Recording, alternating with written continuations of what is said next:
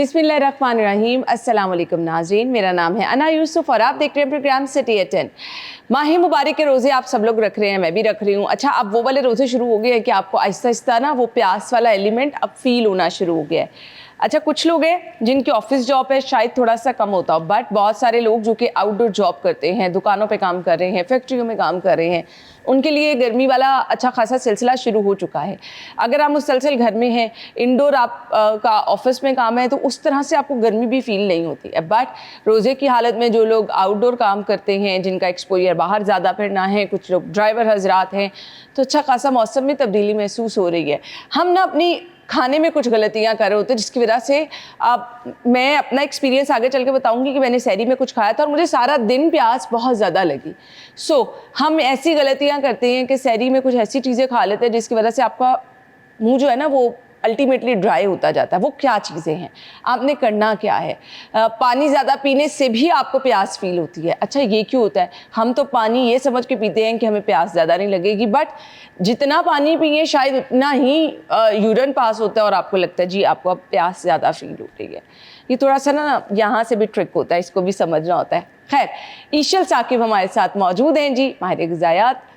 उन्हें वेलकम कहेंगे अपने प्रोग्राम में। अस्सलाम वालेकुम ईशल। वालेकुम सलाम। कैसे गुजर रहे हैं रोज़े? रोज़े अल्हम्दुलिल्लाह बहुत अच्छे गुजरे हैं। आपके कैसे गुजरे? अल्हम्दुलिल्लाह, अल्लाह ताला का शुक्र है। बट वो मैंने कहा ना, गर्मी वाला एलिमेंट अब शुरू होना हो। बिल्कुल, या मैं बोल रही हूँ गला ज़्यादा खुश्क हो रहा है। ऐसे ही होता है बिल्कुल। हाँ, इनिशियली क्या होता है, अच्छा, ये सर्दी गर्मी का ताल्लुक से ज़्यादा भी ये है कि देखिए, पहले हम लोग विंटर्स गुजरे हैं ना, इस दफ़ा रमज़ान में स्पेशली, तो उसमें हम पहले ही डिहाइड्रेटेड थे, पानी का इंटेक बहुत कम था। और अब रमज़ान आ गए तो उसमें क्या है कि ऑलरेडी डिहाइड्रेटेड थे और अब 10 दिन गुजर चुके हैं, 10-15 दिन जिस तरह भी गुजरते जा रहे हैं, तो उसमें क्या है कि आहिस्ता आहिस्ता आपका हाइड्रेशन लेवल कम हो रहा है, तो उसमें फिर ज़्यादा रिहाइड्रेट करने की ज़रूरत होती है। और जिस तरह आप बता रही थी कि प्यास ज़्यादा लग जाती है एट टाइम्स, जब बहुत ज़्यादा पानी एट टाइम हम सहरी में पी लेते हैं लीटर्स के हिसाब से, उससे क्या होता है कि हमारी प्यास बुझने की बजाय हम लोग एक तो सो नहीं पाते और दूसरा फ्रीक्वेंटली यूरिनेशन होती है। और आप देखेंगे कि यूरिन का कलर होता है बिल्कुल वाइट, यानी कि ओवर हाइड्रेशन हो गई है और अब किडनीज़ पे ओवरलोड आ गया है और अब किडनीज़ उसको बस फ्लश आउट करती जा रही है, सो दैट आपके सिस्टम में एक मेंटेन लेवल हो पानी का। इसीलिए पानी बहुत ज़्यादा एक्सेसिवली एक टाइम में नहीं पीते, हमारे स्टमक के लिए भी अच्छा नहीं, हमारा स्टमक एक्सपैंड होता है। जिस तरह हम ज़्यादा खाएं तो हमारा स्टमक एक्सपैंड हो जाता है, ऑब्वियसली हमें भूख ज़्यादा लगने लग जाती है। इस तरह ही जब एक बैलून ही है ना स्टमक, तो उसमें जितना आप पानी डालेंगे उतना वो हैवी हो जाएगा, सोना मुश्किल हो जाता है, गैस्ट्रिक डिस्कम्फर्ट हो जाता है, फिर वॉशरूम बहुत ज़्यादा जाना पड़ता है, किडनीज़ पे लोड आता है। इसीलिए ओवर हाइड्रेशन नहीं करनी। हमने क्या करना है कि इफ्तारी के बाद से स्टार्ट हो जाए। जिस तरह इफ्तारी में सबसे पहले आप पानी, खजूर के बाद आप पानी या कोई भी जो आपने ड्रिंक बनाई, से लेमनेड है स्टीविया के साथ, या फिर जो भी आपने लेनी है ड्रिंक, आप वो लेके मतलब थोड़ी स्मूदी भी ले सकते हैं, मिल्क शेक भी ले सकते हैं। और उसके बाद आपने क्या करना है, पानी का इंटेक स्टार्ट करना है। अब एक एक ग्लास करके थोड़ी थोड़ी देर बाद जब आप पियेंगे तो वो ओवर हाइड्रेशन नहीं होगी और आपके वाटर लेवल मेंटेन रहेंगे। सही जी। तो कुछ खाने भी ऐसे होते हैं बहुत ऑयली या बहुत मसाले वाले, जिसकी वजह से हमें प्यास सारा दिन लगती है। बिल्कुल इस तरह ही है, स्पेशली जो स्पाइसी फूड है वो बहुत ज़्यादा ट्रिगर करता है प्यास को, क्योंकि आप देखिए हमारे गैस्ट्रिक बर्निंग होती है, सम तेज़ाबियत जिसको कहते हैं, हमें बहुत ज़्यादा एसिडिटी से फील होने लग जाती है जब हम बहुत ज़्यादा स्पाइसी खाना खाते हैं। अब आपने देखा होगा कि हम जनरली तो पाकिस्तानी खाने स्पाइसी होते हैं और हम खाते में फ़ील नहीं होता, लेकिन रमज़ान में पर्टिकुलरली दिल नहीं कर रहा होता, क्योंकि जब आप रोज़ा इफ्तार करते हैं तो ठंडी और मीठी चीज़ें खाने को एट टाइम्स दिल कर रहा होता है, बिकॉज़ एक तो ग्लूकोज लेवल बहुत डाउन हुआ होता है और दूसरी बात ये कि आप सारा दिन एनर्जी ड्रेन्ड होती है, और तीसरी बात है कि स्टमक का इशू, कि स्टमक की वजह से हम लोग स्पाइसी खाना नहीं खा पाते ऑटोमेटिकली। लेकिन फिर भी जो लोग वेल अडेप्टेड हैं, जिस तरह हम अडेप्ट कर गए हैं इतने स्पाइस टॉलरेंस के साथ, तो उसमें उन लोगों में फिर प्रॉब्लम आता है। एक तो जो है बहुत ज़्यादा स्पाइसी फूड प्लस जो बहुत ज़्यादा डीप फ्राइड खाने हम स्टार्ट हो जाते हैं, उसकी वजह से क्या होता है कि बजाय इसकी कि जो इंटरमिटेंट फास्टिंग की एक फॉर्म है, ऑब्वियसली ये हॉली मंथ है और इसे काफ़ी अरसे से चलता आ रहा है, हम लोग थ्रू आउट देख रहे हैं इंटरमिटेंट फास्टिंग, तो अब आई है। तो आप नोटिस करेंगे इंटरमिटेंट फास्टिंग जब आप करते हैं ना, तो उसमें होता है आपकी स्किन ग्लो करती है। क्या ऐसी वजह है कि रमज़ान में नहीं ग्लो कर पाती? उसकी वजह यही है कि हमारे बहुत सारे लोगों के ईटिंग पैटर्न्स बहुत ख़राब हुए हैं। जब समोसे और पकौड़े से रोज़ा खुलेगा और डीप फ्राइड होगा, समोसे पकौड़े में भी मसला नहीं है, डीप फ्राइड में मसला है।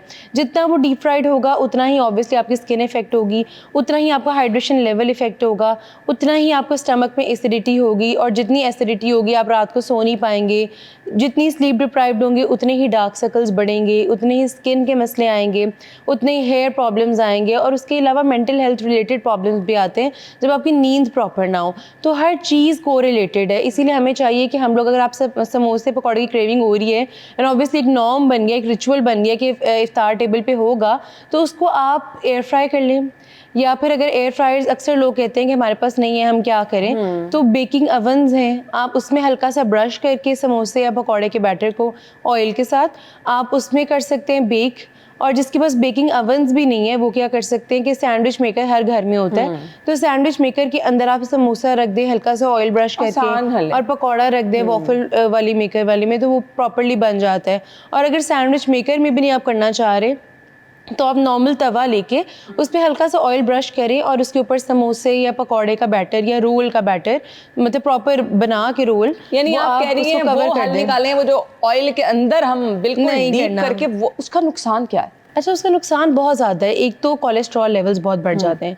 हम लोग रमज़ान में इतने कोलेस्ट्रॉल, हाई कोलेस्ट्रॉल के साथ आते हैं, जो डायबिटिक लोग हैं, हाइपरटेंसिव लोग हैं, यानी जिनके ब्लड शुगर लेवल्स बहुत ज़्यादा रहते हैं, जिनमें ब्लड प्रेशर बहुत हाई रहता है, तो उन लोगों में तो ये बहुत ज़्यादा प्रॉब्लमेटिक है।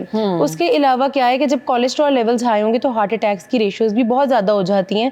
ईद पे आपने देखा होगा, बड़ी ईद हो या छोटी ईद हो, हॉस्पिटलाइजेशंस होती हैं। आपने देखा होगा रोज़ों में भी एट टाइम्स लोग हॉस्पिटलाइज होते हैं, उनके स्टमक के इश्यूज निकल आते हैं, रोज़े छोड़ने पड़ते हैं।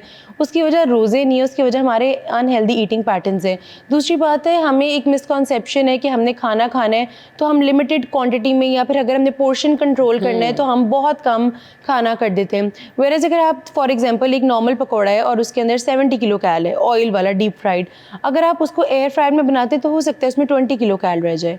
एयर फ्रायर बेस्ट ऑप्शन है सबसे। एयर फ्रायर बहुत अच्छा ऑप्शन है, कम्प्लीटली सेफ। अच्छा, एयर फ्रायर नहीं, बेकिंग अवन में भी बना ले तो जस्ट एक ऑल्टरनेटिव है ना। मतलब कहने का मतलब ये कि ऑयल कट करने से उसमें कैलोरीज कितनी ज़्यादा कट हो गई, तो यानी आपने कम नहीं खाना, आप अपनी वॉल्यूम अपनी मर्जी से डिसाइड कर सकते हैं फूड का, लेकिन उसको खाना बनाने की प्रैक्टिसेस आप जो है वो ऑल्टर करें। अच्छा, ये स्टमक के पेशेंट के लिए भी बहुत अच्छी ऑप्शन है। इसके अलावा कोलेस्ट्रॉल और यूरिक एसिड के पेशेंट भी जो हैं वो ये तमाम चीज़ें खाएं, समोसे खाएं, पकौड़े खाएं, जो भी आप फ्राइड चीज़ें खाना चाहते हैं, बट उसको अगर आप एयर फ्रायर में ले जाएं, एयर फ्रायर में बिल्कुल सही, या बेकिंग अवन में ले जाएं।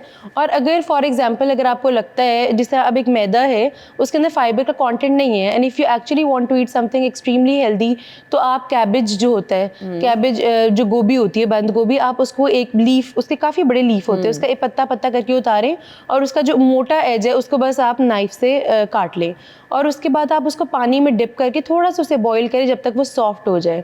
अब आपके लिए जिस तरह रोल पट्टी या समोसा पट्टी होती है, ये आपके लिए हेल्दी रोल पट्टी या समोसा पट्टी है। अच्छा। इसके अंदर अपनी नॉर्मल जो भी फिलिंग है आपने डालनी है, चिकन की प्रेफरेबली आप डाल लें, सिर्फ आपने हल्का सा स्टर फ्राई किया हुआ चिकन, वेजिटेबल्स डाले उसके अंदर और उसको रोल कर ले जिस तरह आप रोल को करते हैं, बिकॉज उसका अच्छा खासी शीट होती है। इसके बाद अब आपने इसे फ्राई नहीं करना जिस तरह हम लोग डम्पलिंग्स को करते हैं कि हल्का सा फ्राइंग पैन में ऑयल को ब्रश किया, उसके अंदर इसको रख दिया, थोड़ा सा पानी डाल दिया, बिल्कुल स्प्रिंकल करके और ढक दिया। थोड़ी देर बाद ये खुद ही सॉफ्ट हो जाएगा। और ये जो कैबेज रोल अप्स होते हैं इनमें कैलोरीज एक तो बहुत कम होती हैं और दूसरी बात है बड़ा अच्छा फाइबर का कंटेंट होता है, वेजिटेबल है ऑब्वियसली।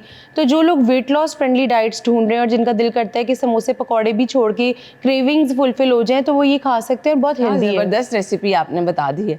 कैबेज का आपने पूरा एक वो ले लेना है पत्ता सा, उसके अंदर आप अपनी अपनी फिलिंग करें, आपने जो भी डालना है, जो हम रोल के अंदर या समोसों के अंदर डालते हैं उसको आपने किस तरह से एयर फ्राई कर लें। आप बताया है ईशल ने कि हल्का सा पैन में ऑयल करके ब्रश और उसके बाद थोड़ा सा पानी डालें, उसको ढक दें, इतना ज़बरदस्त आपका रोल तैयार हो जाएगा। आपकी क्रेविंग भी पूरी हो जाएगी, वेट भी नहीं बढ़ेगा, स्टमक में कोई एसिडिटी वगैरह का इशू भी नहीं होगा। ये थोड़ी सी आपने बस अपने लिए टाइम निकाल के मेहनत करनी है और कोई ऑल्टरनेट अच्छा ढूंढना है, तो आप इस रमज़ान को अच्छे तरीके से भी इंजॉय कर सकते हैं। ब्रेक के बाद आते हैं, हमारे साथ रहिए।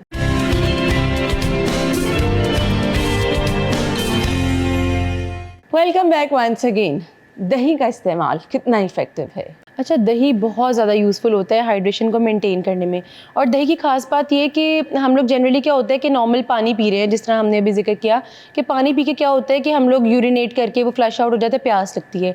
अगर आप देखेंगे, अगर आप सहरी और इफ्तारी में दही का इस्तेमाल करें, स्पेसिफिकली सहरी में, तो हमें प्यास नहीं लगती और भूख भी नहीं लगती सरप्राइजिंगली। अच्छा। वो इसलिए क्योंकि दही के अंदर जो होते हैं ना, जो एनर्जी पार्टिकल्स है बड़े स्लोली ब्रेक डाउन होते हैं, सारे दिन में आहिस्ता आहिस्ता आपको ब्रेक डाउन होकर एनर्जी देते हैं।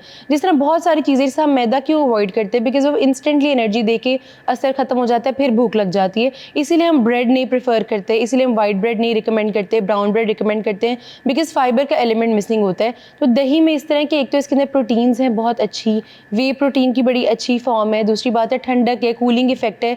तो जब आप ये लेते हैं तो आपको एक तो फीलिंग ऑफ फुलनेस रहती है, वेट लॉस फ्रेंडली है, वेट नहीं बढ़ता, स्टमक बहुत अच्छा मैनेज रहता है, और दूसरी बात है इम्यूनिटी बूस्ट होती है। और जिन लोगों को डायरिया हो जाता है, जनरली बहुत ज़्यादा लोगों को क्या होता है कि इस रमज़ान के जो है महीने में क्या होता है कि डाइट की वजह से डायरिया इंड्यूस हो जाता है। तो उसमें क्या होता है कि डायरिया में सबसे अच्छी चीज़ जो है वो दही है। दही और बनाना है। अगर आपको फॉर एग्जांपल थोड़ा सा लूज टूल आ रहा है तो आप सहरी में दही और बनाना ले लें। उसके अलावा आपने देखा होगा कि अब बहुत ज़्यादा ऑनलाइन अवेलेबल हैं चीज़ें। हम लोगों को ग्रीक योगर्ट खरीदने की ज़रूरत नहीं है, बिकॉज वो ऑब्वियसली एक्सपेंसिव होता है। घर पे बनाया हुआ दही, एक स्ट्रेनर टाइप एक कंटेनर आता है, आप उसमें दही डाल दें, कुछ मतलब 1 घंटे के बाद या 2 घंटे के बाद उसका जो पानी एक्सेसिव वो निकल जाएगा। अब जो पीछे मटीरियल रहेगा that is proper Greek yogurt, और जो बहुत ज़्यादा हाई इन प्रोटीन होता है। उसके अंदर आप म्यूजली डाल लें, आप वो खा लें, या आप ओवरनाइट ओट्स डाल लें, थोड़े से चिया सीड्स सोक्ड वो डाल लें, और हनी डाल लें। अगर आप ये सहरी करते हैं तो आपको अच्छा फाइबर मिलेगा, अच्छी एनर्जी मिलेगी, हाइड्रेशन लेवल बेहतर रहेगा, प्यास नहीं लगेगी। अच्छा, मुझे तीनों में फ़र्क बता दें। एक प्लेन योगर्ट है, एक ग्रीक योगर्ट है, और इसमें एक लो फैट भी आ रही है। अब इन तीनों में फ़र्क क्या है? अच्छा, प्लेन योगर्ट, जो ग्रीक योगर्ट होता है ना, बेसिकली वो हाई इन प्रोटीन होता है। वो इसलिए क्योंकि उससे वाटर का कंटेंट हमने एक्सट्रैक्ट कर लिया होता है और ज़्यादा हमें प्रोटीन का पोर्शन मिलता है। उसको हम घर पे भी बना सकते हैं, आप इंडस्ट्री में लेने की जो हम जरूरत नहीं है। दही रखते हैं ना, उसको भी अगर हम स्ट्रेन करके पानी सारा निकाल दें तो ग्रीक योगर्ट बन जाएगा? नहीं, वो ग्रीक नहीं बनेगा। इसीलिए मैंने आपको बताया कि जैसे स्ट्रेनर होते हैं। हाँ। अच्छा, स्ट्रेनर नहीं भी आपके पास तो मुस्लिन क्लॉथ जो होता है, नॉर्मल जो हमारा मलमल का कपड़ा होता है, या कोई भी कपड़ा जो किचन में आप नैपकिन यूज करते हैं, आप उसमें दही डाल के रख दें और उसको पैक कर दें ऊपर से। उसको थोड़ा सा हाइट पे लगाएंगे तो आहिस्ता आहिस्ता उसका पानी ड्रिप करता रहेगा। ठीक है। और अब जो पीछे मटेरियल रह जाएगा that will be Greek yogurt, और वो बड़ा डेंस होगा। उसके आप कबाब भी बना सकते हैं, बिकॉज दही के कबाब भी होते हैं। हेल्दी ईटिंग की बहुत सारी फॉर्म्स है, और दही के कबाब बहुत मजे के होते हैं। तो आप वो भी बना सकते हैं, मैदा ना डालें, उसके अंदर कोई दाल ना डालें, आप दही के कबाब बनाएं, आप वो खा सकते हैं। उसके अलावा अगेन आपको स्ट्रेनर्स खरीदने की जरूरत नहीं है, आप इस तरह ग्रीक योगर्ट घर में बना सकते हैं। थोड़ी देर बस आपको उसको हैंग करना पड़ेगा या कोई दबाव में रखना पड़ेगा। उसके अलावा जो नॉर्मल दही होता है, जो लो फैट योगर्ट है, उसमें यही है कि दूध की बलाई आप रिमूव कर लें और उसका दही आप जमा लें। लेकिन आपने देखा होगा दही जब घर पे जमाते हैं तो उसके ऊपर एक पानी होता है, लोग उसको ड्रेन कर देते हैं, वेयरएज उसके अंदर बहुत ज्यादा वे प्रोटीन होती है। अच्छा। तो बहुत ज्यादा अच्छा है बच्चों के लिए भी, बड़ों के लिए भी, और जो जिम में जाते हैं उनके लिए तो बहुत ही अच्छा है। जो खरीद के यूज करते हैं उसके लिए सबसे अच्छा है कि वे प्रोटीन की इससे बेस्ट क्या फॉर्म हो सकती है कि दही के ऊपर पानी में आ जाती है। इसलिए उसको वेस्ट बिल्कुल भी नहीं करना, उसको यूटिलाइज करें, उसको लाजमी पिएं। मतलब अगर आप दही जमा रहे हो और आपको चाहिए कि थोड़ा सा थिक योगर्ट हो खानों के लिए भी, तो उस पानी को रिमूव करके अलग रख ले, और घर में हर कोई वो लाजमी कंज्यूम करे डेली बेसिस पे, बिकॉज वो बहुत अच्छा है। उसके अलावा जो नॉर्मल घर में दही होता है, फिर अगेन वो अच्छी थिक कंसिस्टेंसी में आ जाता है, एज लॉन्ग एज आपका दूध अच्छा हो। तो दूध भी बड़ा मैटर कर रहा होता है कि थिकनेस क्या होगी दही की। लेकिन ये सब फॉर्म्स आप ले सकते हैं, अगेन आपकी अपनी रिक्वायरमेंट है, आपने किस तरह लेना है। जिस तरह मैंने आपको बताया कि म्यूजली है या ओट्स हैं या इस तरह की जो भी चीज़ें, चिया पुडिंग है, जो लोग नहीं इतना हैवी ब्रेकफास्ट खा सकते उनके लिए ज़रा थोड़ा ये होता है कि ग्रीक योगर्ट उसको उनको ज़्यादा एपिटाइजिंग लगता है, ज़्यादा फुलफिलिंग होता है, और मतलब खाया भी अच्छे तरीके से जाता है, डिजर्ट टाइप लगता है वो। इस तरह लगता है आप कोई स्वीट डिश खा रहे हैं। तो जिनको स्वीट डिश की क्रेविंग्स होती है ना, अगेन उनके लिए म्यूजली के अंदर आप थोड़ा सा ग्रीक योगर्ट डाल के खाएं तो बहुत अच्छा होता है। ये दही के ऊपर चीनी डाल के खाना बड़े आम सी एक हैबिट है, लोग खाते हैं बहुत ज़्यादा। फायदा है इसका? अच्छा, चीनी इन इट सेल्फ हेल्दी नहीं है, उसके अलावा ऑल्टरनेटिव्स बहुत ज़्यादा है। अच्छा, चीनी डाल के अक्सर क्या होता है, लोगों को आदत होती है आलू वाला पराठा खाया साथ चीनी वाला दही लेना है, कॉम्बिनेशंस बन गए हैं। उसमें आपने ये करना है कि आप चीनी की बजाय आप उसके अंदर शहद डाल लें। अच्छा। तो शहद इक्वली गुड है, उतना ही मज़े का, और उसमें हेल्थ बेनिफिट्स कितने ज़्यादा हैं। तो शहद का एक चम्मच डालें अगर आपको क्रेविंग हो रही है। बिल्कुल भी मीठा एक्सक्लूड करना इज़ नॉट आवर मोटिव। हमने मॉडरेशन में रहना है, हेल्दी ईटिंग पे जाना है। तो चीनी की बजाय बहुत ऑप्शन है। स्टीविया डाल लें, जो लोग हनी नहीं सूट करता, स्टीविया डाल लें। स्टीविया की इतनी फॉर्म्स है, पाउडर्ड फॉर्म भी है, टैबलेट फॉर्म भी है, आप स्टीविया का इस्तेमाल कर लें उसके अंदर। शहदी में रोटी खाने को आप प्रेफर करेंगी, पराठा, या फिर कुछ लोग रोटी बना के ऊपर उतार के रोटी को घी लगा लेते हैं देसी घी? अच्छा, रोटी और पराठा दोनों सेफ़ हैं एज लॉन्ग एज बहुत ज़्यादा उसमें एक्सेसिव फैट ना हो। जिस तरह क्या होता है कि देसी घी हम बहुत ज़्यादा डालते हैं, अंदर भी लेयर्स में डालते हैं, ऊपर भी डालते हैं लेयर्स में। ये उन लोगों के लिए तो अच्छा है जिन लोगों ने वेट गेन करना है, लेकिन जनरली हाँ, बच्चों के लिए ग्रोथ के टाइम पे जो सहरी रख रहे हैं उन्हें बहुत ज़्यादा एनर्जी चाहिए और बहुत ज़्यादा हाई कैलोरिक फूड चाहिए, तो वो ले सकते हैं। लेकिन अगेन बच्चों के लिए भी ना एक सर्टन लिमिट तक हम फैट रिकमेंड करते हैं, बिकॉज बच्चों की आपको पता है कि जो होता है कोलेस्ट्रॉल, वो ऐसे ही नहीं अचानक से बड़ी एज में आ जाता, उसको हम बिल्ड करते हैं। डायबिटीज़ ऐसे ही नहीं आ जाती बड़ी एज में, हम आराम से बिल्ड करते हैं। हम बच्चे को जब पहली चीज़ देते हैं वीनिंग में, हम उन्हें फ्रूट्स इंट्रोड्यूस करवाते हैं, जबकि फल नहीं देने चाहिए बच्चों को, सबसे पहले वेजिटेबल देनी चाहिए, बिकॉज मीठी चीज़ तो वो खा ही लेंगे। जब वेजिटेबल से इंट्रोड्यूस कराएंगे उनके टेस्ट बड्स डेवलप होंगे। आप देखेंगे बहुत सारे बच्चे नगेट्स तो खा लेंगे, फ्रूट्स खा लेंगे, लेकिन जब वेजिटेबल्स की बात आती है ना, तो बच्चे इतने रिलक्टेंट होते हैं। तो आपको पहले वेजिटेबल इंट्रोड्यूस करानी है, फिर उसके बाद फ्रूट वगैरह। और उसमें क्या है कि जब बच्चे को आप शुरू से शुगर देने लग जाएंगे डिफरेंट सीरियल्स की फॉर्म में, कॉर्नफ्लेक्स होते हैं, सेरेलैक या डिफरेंट, उसके अंदर चीनी है, आप आदत उसको डाल रहे हैं, अब उसको आदत होगी, अब आहिस्ता आहिस्ता वो बिल्ड होकर बुढ़ापे में डायबिटीज़ बन जाती है। इस तरह बहुत ज़्यादा सॉल्ट और बहुत ज़्यादा ऑयली फैटी खाना बुढ़ापे में जाके कोलेस्ट्रॉल बन जाता है। तो हम उस बच्चे को बचपन से ही उस चीज़ की आदत डाल रहे हैं और बचपन से ही उसमें वो बीमारी आहिस्ता आहिस्ता स्लो पॉइजनिंग करें आप कह लें कि स्लो पॉइजनिंग हो रही है, आहिस्ता आहिस्ता वो डेवलप होते होते क्या हो जाता है। इसलिए हमने ईटिंग प्रैक्टिसेस को फ़र्क करना है। अगेन रोटी और पराठे की बात हो रही थी, तो पराठा अगेन बहुत ज़्यादा फैट वाला नहीं, देसी घी भी एक लिमिट तक, और उसमें ये कि आप कोशिश करें कि पराठे के ऊपर ऑयल लगा लें अंदर की बजाय, क्योंकि अंदर उसके बहुत ज़्यादा अगेन वो वही हो, पफ पेस्ट्री वाला इफेक्ट आ जाता है, तो वो भी अच्छा नहीं है। ठीक हो गया जी, आप पराठा खा सकते हैं, लेकिन उसको बनाने का भी एक तरीका है। अफ्तार में हम एकदम बहुत ज़्यादा खा लेते हैं और वो बाद में फिर आप कहते हैं जी अच्छा उस टाइम भी ज़्यादा खा लिया, 1 घंटे बाद आपको दोबारा भूख लगने लग जाती है। बिल्कुल। हमारी अफ्तारी किस तरह से होनी चाहिए? पोर्शन में चाहे हम सहरी के टाइम तक थोड़ा थोड़ा खाते रहे, जो लोग जागे होते हैं, वो बेहतर है कि एकदम ही ज़्यादा खा लेना? अच्छा बिल्कुल, जब से हम लोग इफ्तार आप स्टार्ट करते हैं तो सबसे पहले तो खजूर लें। खजूर में क्या होगा कि 20 किलो कैल होगा या 25 किलो कैल होगा। एक नॉर्मल जो हमारी पाकिस्तानी खजूर होती है, जो पाकिस्तान में अवेलेबल होती है, हम वो वाली जो है इतने साइज़ की, मीडियम साइज, उसमें 25 किलो कैल है, आप उससे स्टार्ट करें। उससे क्या होगा कि एक तो आपकी एसिडिटी वगैरह ख़त्म होगी, जिनको कोलेस्ट्रॉल या हार्ट के प्रॉब्लम्स हैं उनके लिए बहुत अच्छी है, और नेचुरल शुगर्स हैं। एक पावर हाउस है कि आपको इंस्टेंट एनर्जी मिल जाएगी, जो हम लोग क्रेव कर रहे होते हैं ना इतनी देर से, तो उसमें खजूर से खोलने से ये फ़ायदा होता है। फिर दूसरी बात है, आपने खजूर से खोलने के बाद आपने कोई भी स्मूदी लेनी है। अब स्ट्रॉबेरीज अवेलेबल हैं, आप उसकी स्मूदी ले लें। अच्छा, स्मूदी और जूसेस में कंफ्यूज नहीं करना। स्मूदी में क्या होता है कि फॉर एग्जांपल 4 स्ट्रॉबेरीज एक ग्लास में डाल लिया आपने, उसको ब्लेंड किया, थोड़ा सा शहद या स्टीविया डाला और आपने वो पी लिया। उससे क्या होता है कि आपकी शुगर की क्रेविंग्स भी सेटिस्फाई होगी, आपका दिल भी नहीं करेगा बहुत ज़्यादा फैटी या शुगरी ड्रिंक्स पीने को। और तीसरी बात है, ऑब्वियसली इफ्तार टेबल पे दिल करता है कि कोई ड्रिंक्स हों, तो स्ट्रॉबेरी बना सकते हैं। इस तरह ही आप नींबू पानी बना सकते हैं अगेन स्टीविया के साथ। इस तरह कोई भी फ्रूट आपके पास अवेलेबल है, जिन लोगों ने फालसा फ्रीज़ किया हुआ है वो भी यूज़ कर सकते हैं। मतलब स्मूदी लेनी है, जूस नहीं लेने। मिल्क शेक्स सिर्फ वो लोग नहीं लेंगे जो वेट लॉस की तरफ जा रहे हैं। दूध वैसे अच्छा है, अगर कोई जो है वेट गेन करना चाहता है तो वो ले ले। उसके बाद अगर आप बात करें तो जनरली हमें क्रेविंग होती है, जिससे मैंने बताया कि कैबेज रोल अप्स बहुत अच्छा ऑप्शन है, आप वो ले सकते हैं। उसके अलावा आपको पता है कैबेज बर्गर्स भी होते हैं। मतलब आपने कोई भी ब्रेड का पार्ट जो है वो रिप्लेस कर लेना है। जिस तरह बंस को आपने रिप्लेस कर लिया कैबेज के साथ, इस तरह ही आप बैंगन जो है, बैंगन जो बड़े वाले बैंगन होते हैं, आप उसको स्लाइस करें और उसको हल्का सा आपने ना पैन में थोड़ा सा ऑयल लगा के उसको स्टर फ्राई कर लें या सौते कर लें। अब वो जो है वो 2 फॉर एग्जांपल राउंड्स हैं, वो बैंगन के राउंड्स भी आपके लिए बर्गर बन का काम करते हैं। और आपको पता है हमारे यहाँ बैंगन डिफरेंट तरीके से बनाया जाता है। ऑल ओवर द वर्ल्ड बैंगन की बड़ी अच्छी डिश होती है। अगर आपने जापानीज बफेज अटेंड किए हो तो आपको पता होगा कि एग प्लांट की डिश जो है आप डिफरेंशिएट भी नहीं कर पाते कि वो क्या चीज़ है, वो चिकन है या वो फिश है। वो इतना मज़े का च्यूई होता है, तो बनाने का तरीका थोड़ा फ़र्क कर ले। बैंगन का वो जो बर्गर होगा ना, ऑनेस्टली वो इतना मज़े का होगा बिकॉज उसको बनाने का तरीका फ़र्क हो गया, हमारा ट्रेडिशनल मेथड नहीं है।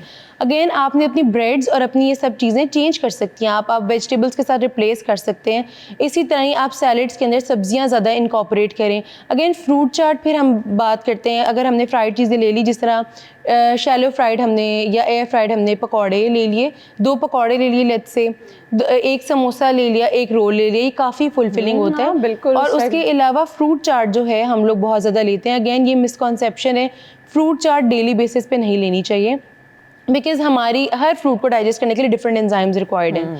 तो जब आप फ्रूट चाट लेते हैं तो क्या होता है कि वो आपका स्टमक बहुत ज़्यादा वर्किंग में जाता है बिकॉज हम फ्रूट चाट खाली नहीं डालते, उसमें चीनी भी डाल देते हैं, नमक भी डालते हैं, हम चाट मसाला भी डालते हैं, हम इमली की चटनी भी डालते हैं, आजकल ऑरेंजेस हैं हम वो भी डाल लेते हैं। तो उसमें इतना अमेलगम होता है वो कि हमें मुश्किल हो जाता है डाइजेस्ट करना। उसके बजाय आप कोशिश करें कि आप एक फ्रूट खाएं या आप 2 फ्रूट्स खाएं, आप रख लें अलग अलग, उसका बिल्कुल ही एक मिक्सचर, बिकॉज एक बनाना भी मुश्किल है तो इट विल सेव टाइम। हर किसी के लिए उनकी पसंद का फ्रूट उनके आगे रख दें, लो फैट, वो खाएं और उसके बाद आप थोड़ी देर का पॉज दें क्योंकि आपका पानी और ये सब चीज़ें फिर फ्लोट करने लग जाती हैं और आपको बिल्कुल हैवी फील होने लग जाता है।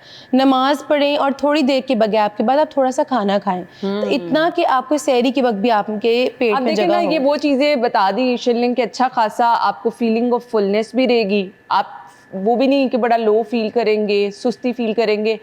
तरीका है, सब कुछ खाएं लेकिन अच्छे तरीके से, उसको हेल्दी वे में लेकर आएंगे तो आपको फ़ायदा पहुंचेगा। जी थैंक यू सो मच ईशल, आपके टाइम का बहुत बहुत शुक्रिया। हम ब्रेक के बाद ज्वाइन करेंगे।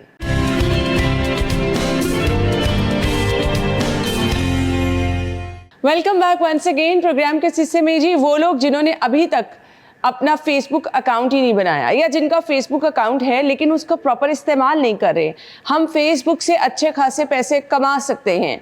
अब वो किस तरह से, ये जानना बहुत ज़रूरी है। फेसबुक अर्निंग किस तरह की देता है, कितनी देता है और उसका रास्ता क्या है, हम आपको बताएंगे जी। हमारे साथ हमारे मेहमान मौजूद हैं। मैं तारुफ कराना चाहूँगी जी, शान साहब ने हमें ज्वाइन किया है जो कि ख़ासी महारत इस मामले में रखते हैं, तो उनसे जानेंगे कि ये तमाम अमल करना कितना आसान है, कितना टाइम टेकिंग है और कब कैसे किया जा सकता है। अस्सलाम वालेकुम जी। वालेकुम सलाम जी। ठीक ठाक हैं आप शान? अल्हम्दुलिल्लाह। बहुत बहुत शुक्रिया आपके टाइम का।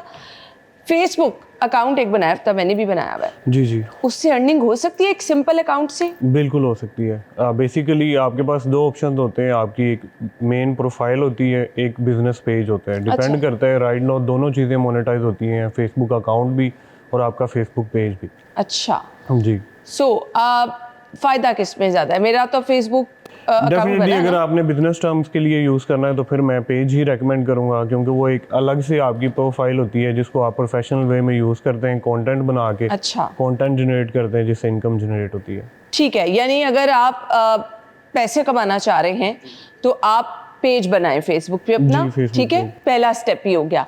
फेसबुक पे पेज बना लिया, अब कंटेंट हर किसी का अलग-अलग होता है, डिसाइड कैसे करना है? अब बिक अच्छा, क्या रहा है, किस चीज़, कोई वो समटाइम होता है ना, एक चीज़ ट्रेंड में होती है फिर नहीं होती।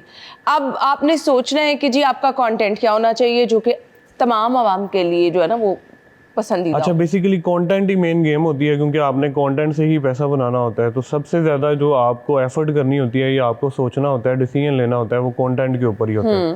तो बेसिकली हमेशा हमें वो फील्ड चूज़ करनी चाहिए जिसमें कोई लैंग्वेज बैरियर ना हो। फॉर एग्जांपल जैसे आप आयरन बॉल वाला एक कंटेंट है, आजकल एक टब में वो टिश्यूज़ रख के ऊपर चीज़ें हैं, मतलब कोई भी आप कंटेंट वो चूज़ करें जिसमें कोई लैंग्वेज ना हो, लैंग्वेज बैरियर ना आए। बेसिकली हर प्लेटफॉर्म का अपना अपना एल्गोरिथम होता है। तो क्या होता है कि अगर आपका उर्दू कंटेंट है तो वो उर्दू वाले ही उनमें आएगा। तो करेंसी वैल्यू बेसिकली हर प्लेटफॉर्म पे मद्देनजर रखी जाती है।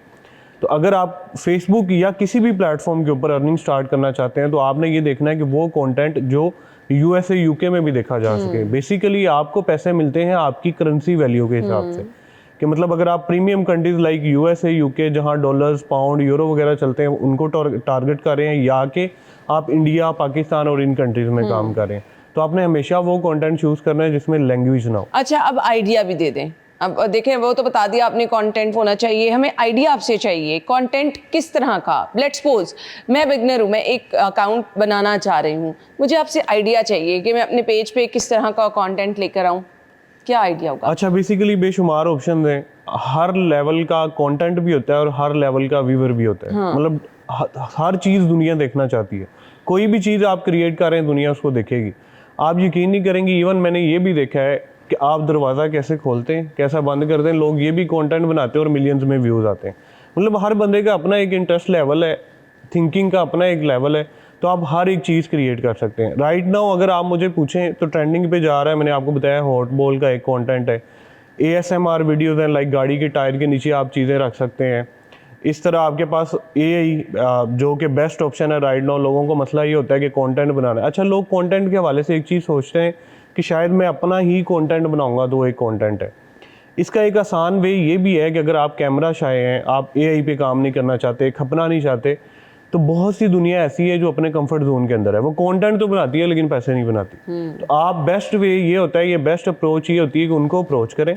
जो कंटेंट बना रहा है उसको कंटेंट मोनेटाइज करके जो भी आपकी पार्टनरशिप होती है आप उसके ऊपर काम करें और पैसे बना दें। तो ये जी आपके पास आसान हल है। आजकल ऐसी बच्चों वाली वीडियोस बनी होती हैं, बच्चे बार बार उसको देखे चले जा रहे होते हैं, देखे चले जा रहे होते हैं। अच्छा, बेसिकली कोई भी प्लेटफॉर्म है वो रिटेंशन के ऊपर काम करता है। रिटेंशन से मुराद ये है कि एक बंदा आपकी वीडियो के ऊपर आया है, उसने कितनी दफ़ा रिपीटेड वो वीडियो देखी है, प्लस वो कितने टाइम के लिए स्टे किया है। फॉर एग्जांपल अगर आपकी 5 मिनट्स की वीडियो है, 5 मिनट्स की वीडियो, एक यूज़र आया उसने आगे देखी 30 सेकंड, दूसरा आया उसने 1 मिनट देखी, तो एल्गोरिथम को ये लगता है कि इसका कंटेंट ना पावरफुल नहीं है, जान नहीं है इसमें।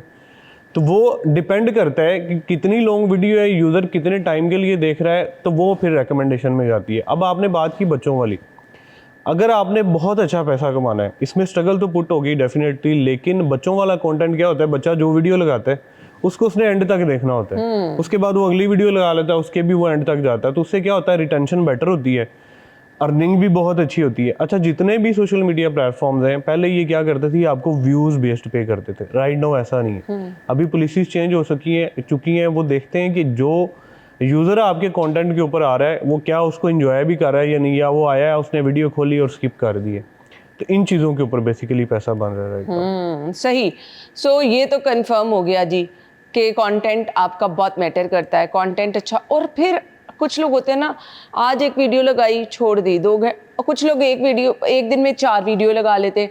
तो ये भी ज़रा हमें समझा दें कि ये इस्तेमाल करने का तरीका क्या होता है, अपनी वीडियो कब कब लगानी है और किस तरह से लगानी है। अच्छा, बेसिकली डिपेंड करता है कि आप कंटेंट किस किस्म का बना रहे हैं। फॉर एग्जांपल रेस्टोरेशन का लोग काम करते हैं, पुरानी चीज़ों को नई में कन्वर्ट करना, रस्ट रिमूव वाला, तो वो डिपेंड करता है कि आपका सेटअप कितना, आप एफर्ट कितनी कर रहे हैं। फॉर एग्जांपल अगर आपका कोई ऐसा कंटेंट है जिसके ऊपर बहुत ज़्यादा स्ट्रगल लगती है, मैंने ऐसे बहुत से चैनल्स और पेजेस बनाए और देखे जिनके ऊपर आप महीने में 4 वीडियोस भी लगाएं तो मोर देन इनफ है। अब दूसरा तरफ है लेस वैल्यू कंटेंट ना, मतलब आप ऐसा ही कोई कंटेंट यूज़ कर रहे हैं जो एवं ही बन सकता है, तो उसमें फिर आप जितनी ज़्यादा वीडियोस लगाएंगे उतने ज़्यादा चांसेस होते हैं आपके पास इंगेजमेंट लाने के या अपने कंटेंट को वायरल करने के। सही हो गया। अच्छा जी, किस तरह से मोनेटाइज आपका चैनल कब और कैसे होता है? अच्छा, बेसिकली फेसबुक का पहले क्राइटेरिया था, डिफरेंट फीचर्स से, लाइक इंस्ट्रीम अलग था, एड जोन, रील्स, काफ़ी सारी ऑप्शंस थी। मतलब शॉर्ट वीडियो से फेसबुक अलग पैसे देता था, लॉन्ग वीडियो से अलग, स्टार से अलग, सब्सक्रिप्शन से अलग।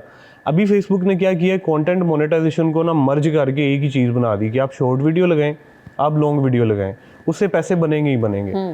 तो वो इनवाइट बेस्ड है। मतलब पहले ये होता था कि आपको 10,000 फॉलोअर्स और तकरीबन जो है 60K व्यूज़ चाहिए थे, 6 लाख व्यूज़ भी चाहिए थे, फिर 30,000 भी हुए, तो क्राइटेरिया चेंज होता रहता है। राइट नाउ ये फेसबुक देखता है आप कंटेंट लगा रहे हो, कोई फॉलोअर्स का क्राइटेरिया नहीं है, कोई व्यूज़ का क्राइटेरिया नहीं है।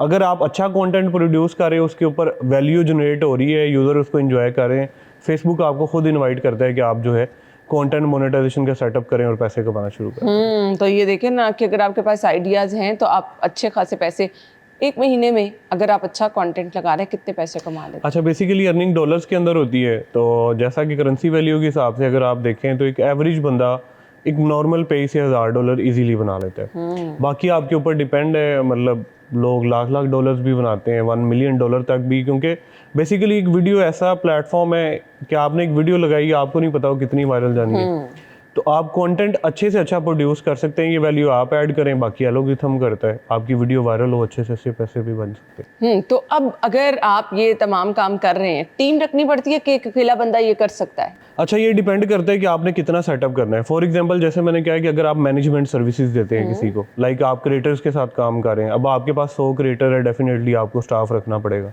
दूसरे नंबर पे अगर आप AI कंटेंट बना रहे हैं, फ्लो आजकल बहुत अच्छा चल रहा है, सोरा 2 है, तो आप वो कंटेंट जिसके ऊपर बहुत ज़्यादा खप के दुनिया बनाते थे, अभी तो बहुत आसान है, सिंपल आप ये टूल्स लेके उसको प्रॉम्प्ट दें चैट जीपीटी से लेके, वो आपको कंटेंट बना के देता है। अब डेफिनेटली उसको थोड़ा बहुत एडिट भी करना है, आपको एडिटर्स चाहिए, तो वो आपका सेटअप जैसे बढ़ता जाएगा उसके अकॉर्डिंग आपको चलना पड़ेगा। हाँ, अगर आप वन मैन आर्मी, आप समझते हैं कि मैं खुद जो है फुल टाइम अवेलेबल हूँ और एफर्ट कर सकता हूँ, आप अकेला बंदा भी पूरा ऑफिस है। तो एडिटिंग वगैरह भी इसमें को हाथ से करनी पड़ती जी, डिपेंड करता है कि आप किस कंटेंट के ऊपर काम कर रहे हैं। सही। सो ये चीज़ें जी बहुत ज़्यादा मैटर करती हैं, छोटी छोटी चीज़ें। हम गलतियाँ ऐसी क्या करते हैं शान, जिसकी वजह से मुझे ब्रेक का कहा जा रहा है, ये बड़ी अहम बात है कि आप अच्छा काम भी कर रहे हैं, कहीं ना कहीं आपकी गलती ऐसी है जिसकी वजह से आपकी वीडियोज़ जो हैं वो उस लेवल तक नहीं पहुँच रही हैं। ब्रेक ले लें, हम ब्रेक के बाद आके इस पर बात करेंगे। स्टे विद अस।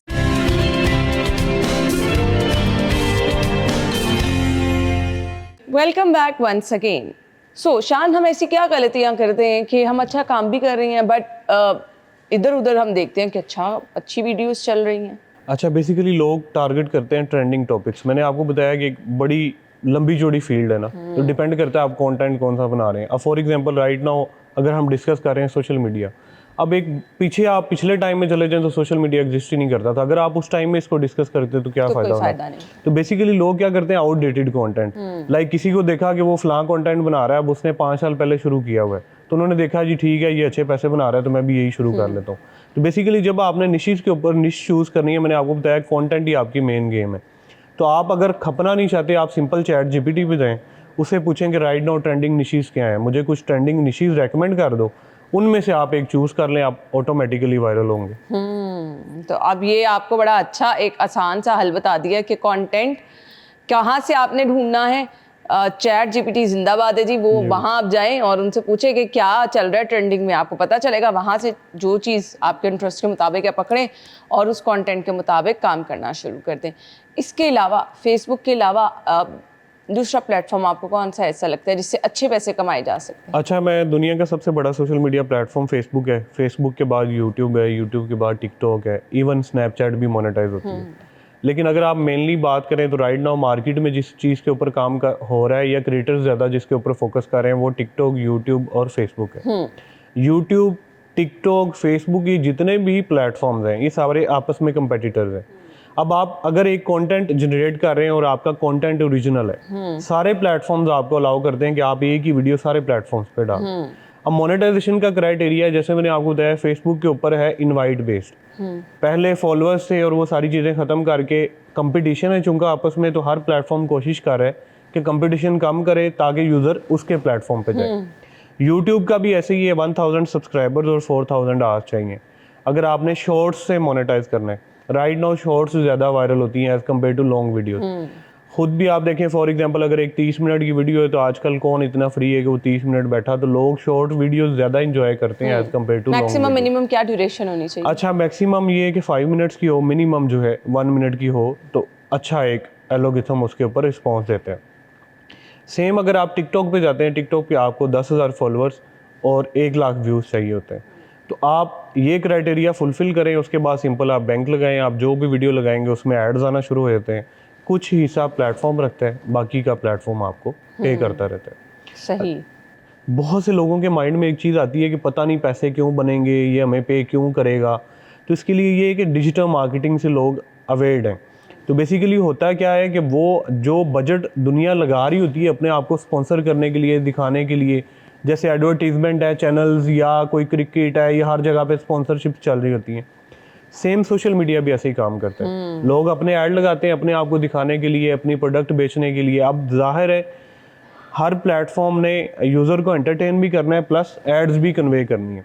अब कोई अगर ऐसी ऐप हो जिसके ऊपर एड्स ही एड्स हों तो कोई भी यूज़ नहीं करेगा, बोर हो जाएगा। तो वो फिर क्या करते हैं, कंटेंट का सहारा लेते हैं कि आप कंटेंट लगाते हो, उसमें ऐड आता है, ऐड के जो है कुछ पैसे प्लेटफॉर्म रखता है, कुछ आपको पे कर देता है। सही सही। सो अगर आप टिकटॉक इस्तेमाल कर रहे हैं, बहुत सारे लोग जो है ना वो ख़ास तौर पे टिकटॉक पे वो गानों वाली वीडियोस बना ली, इन पे भी अच्छे खासे व्यूज़ आ जाते हैं। आपका कंटेंट कोई नहीं भी हो, बस एमी ट्रेंडिंग में जो वीडियो बन रही हैं आप वो भी कर सकते हैं। अच्छा, डिपेंड करता है कि आप अकाउंट सिर्फ ग्रो करना चाहते हैं, आपका गोल क्या है। अगर तो मैंने आपको बताया कि अगर आपका गोल अर्निंग है तो आपने वो कंटेंट चूज़ करना है जिसमें म्यूज़िक ना हो, मतलब को गाने शाने ना हो, बैकग्राउंड एक लाइट सा अपना म्यूज़िक रख लें परमानेंट। जो भी आपकी वीडियो आपकी एक पहचान हो, वीडियो में आपने लोगो लगाना है, वेल एंड गुड है, नहीं लगाना चाहते सिंपल एज इट इज़ आप अपलोड करना शुरू कर दें। जो रहेगी सॉन्ग्स की बात, ट्रेंडिंग के ऊपर ज़ाहिर है वायरल होता है, लेकिन वो फिर बात आ जाती है कि सॉन्ग्स पाकिस्तान इंडिया में वायरल जाएंगे, अब इन कंट्रीज़ की करेंसी के हिसाब से वो पैसे मिलेंगे। एक रफ एस्टिमेट बताता हूँ, बेसिकली आरपीएम होता है फेसबुक के ऊपर, यूट्यूब पे सीपीएम होता है। तो 1000 व्यूज़ का जो एवरेज रेट मिलता है वो पाकिस्तान इंडिया जो मतलब करेंसी हमसे मिलती जुलती है उनका, आप ये समझ लें कि 1000 व्यूज़ के आपको मिलते हैं 0.20 सेंट्स। और अगर आप सेम कंटेंट ही यूएसए में काम कर रहे हैं, एफर्ट्स तो आप कर ही रहे हैं, तो वो आपको $2 से $3 तक भी पे करता है। यूट्यूब इवन इससे भी बहुत ज़्यादा पे करता है। फेसबुक का आरपीएम कम है लेकिन ट्रैफिक बहुत ज़्यादा है, क्योंकि हर बंदा फेसबुक यूज़ करता है। नॉर्मल लाइफ में यूट्यूब बहुत कम लोग यूज़ करते हैं, फेसबुक ज़्यादा करते हैं। लेकिन यूट्यूब की भी अपनी एक ऑडियंस है। यूट्यूब वाले क्या करते हैं, ज़्यादा अच्छा रेट पे करते हैं, ऑडियंस कम है, लेकिन वो कहीं ना कहीं आपस में टक्कर देनी है, तो उसके लिए वो मैनेज करके रखते हैं चीज़ों। सही मैसेज क्या होगा देखने वालों के लिए? आप पेज बना रहे हैं, वो चाहे फेसबुक पे या यूट्यूब पे अपना अकाउंट बना रहे हैं या फिर टिकटॉक यूज़ कर रहे हैं, करना क्या है? बेसिकली कंटेंट डिसाइड करना है। मैंने आपको बता दिया है, एक हमारे पास सबसे बड़ी ऑप्शन ये होती है कि मैं कैसे करूँगा, क्या होगा। मैंने बता दिया चैट जीपीटी, आप समझें कि आपके पास वो एक ट्रेंड मास्टर है जो दुनिया में एक्सपर्ट है। आपका कोई मसला आ रहा है, इवन आप वॉइस पे बात कर सकते हैं, लिख सकते हैं, मतलब आप लेज़ी से लेज़ी भी हैं तो आप वॉइस तो कर ही सकते हैं कि मैं ये काम शुरू करना चाह रहा हूँ, इसका क्राइटेरिया क्या है, वहाँ से सीखें, आज ही काम शुरू कर दें। मतलब 20, 25, 30 हज़ार रुपये वाली जॉब करने से तो फार बेटर है कि आप डॉलर्स के अंदर कमाएं। अच्छा, अब डॉलर मैंने आपको बताया कि एक नॉर्मल पेज जो है $1000 बनाता है। $1000 से मुराद ये कि 3 लाख रुपए। अब आपके अपने ऊपर है कि आप 10 पेज बना लें। सेटअप जैसे जैसे आपको अर्निंग आती है आप सेटअप बढ़ाते जाएं, जितने मर्जी पैसे बनाएं। ये अब आपके हाथ में है। कहाँ 20-30 हज़ार रुपये आप महीने में कमाएंगे, कहाँ आप $1000 यानी 2-3 लाख रुपए में भी चले जाएंगे। सिर्फ आपने थोड़ी सी मेहनत करनी है। कुछ ख़ास चीज़ें जो कि आपके बिल्कुल स्टार्ट में ज़रूरी होती हैं वो शान ने हमें बता दी कि आप किस तरह से यूट्यूब पे अगर काम करना चाह रहे हैं। फेसबुक बहुत ट्रेंडिंग है, ज़्यादा वहाँ पे ट्रैफिक है, वहाँ पर अगर आप पेज बना लेते हैं और बिज़नेस पेज बना लेते हैं, कंटेंट आपका अच्छा होता है, अच्छी अच्छी वीडियोज़ बना के आप लगाते हैं, हर रोज़ लगाते हैं, तो ये आपके लिए बहुत फ़ायदेमंद हो जाता है। अच्छे खासे पैसे आप महीने के इससे कमा सकते हैं। बट वो होता है ना कि आपको उसके ऊपर स्ट्रिक्ट रहना। हम समझते हैं अच्छा 2-3 दिन हुए हैं, 4 दिन हुए, वो पैसे तो आना नहीं शुरू हुए। ये पैसे आते कैसे हैं? आपको कौन बताता है कि आपको पैसे आना शुरू हो गए? अच्छा, ये बेसिकली फेसबुक के ऊपर मेटा बिजनेस सूट है और यूट्यूब के ऊपर क्रिएटर स्टूडियो। ये प्रोफेशनल लोगों के लिए अलग से उन्होंने ऑप्शन दिया हुआ। तो जैसे ही आपका अकाउंट मोनेटाइज होता है वो आपको एस्टिमेटेड अर्निंग प्रॉपर शो करते हैं। 1 से लेके 30 तारीख तक जो अर्निंग होती है वो अगली 21 को पे होती है। मतलब पिछले महीने की जो है 21 को वो पे करते हैं। तो डैशबोर्ड में हर चीज़ आपको नज़र आ रही होती है। बाकी वो रेमिटेंस ही आती है डॉलर्स के अंदर। अगर आपका पाकिस्तानी बैंक लगा हुआ है तो कन्वर्ट होकर आपके अकाउंट में आ जाएंगे। अदरवाइज़ आप पाकिस्तान में रहते हुए किसी भी प्रीमियम कंट्री के अंदर अपनी कंपनी ओपन करके वाइज अकाउंट मिल जाता है। पा ही नहीं रहे, बेशुमार ऑप्शन है, लेकिन रेकमेंडेड यही है कि आप पाकिस्तानी बैंक यूज़ करें, पाकिस्तान को मैक्सिमम फ़ायदा दें। चलें जी, आपको फ़ायदा इस तरह से होगा जी। शान हमारे साथ मौजूद थे। और सोशल मीडिया इस्तेमाल करने वाले, खुदारा आप इसका बेहतर इस्तेमाल कर सकते हैं। हर बंदा मैं देखती हूँ स्क्रॉलिंग कर रहा होता है, फुटपाथ पे बैठा हो, घर में बैठा हो, इवन वॉशरूम में बैठ के भी लोग यही आप काम कर रहे हैं। तो आप उसको अच्छे तरीके से इस्तेमाल करके अपने लिए फ़ायदेमंद बना सकते हैं। थोड़ा सा टाइम बेहतर निकाल के उसको इस तरह से इस्तेमाल करें कि आपके लिए फ़ायदेमंद हो। अगर आज ये कर लेंगे तो फिर आने वाले टाइम में मौजें हैं जी आपकी। इसके साथ ही नाज़रीन हमें इजाज़त दीजिए, अपना ख्याल रखिएगा। थैंक यू सो मच जी, बहुत बहुत शुक्रिया। अल्लाह हाफ़िज़।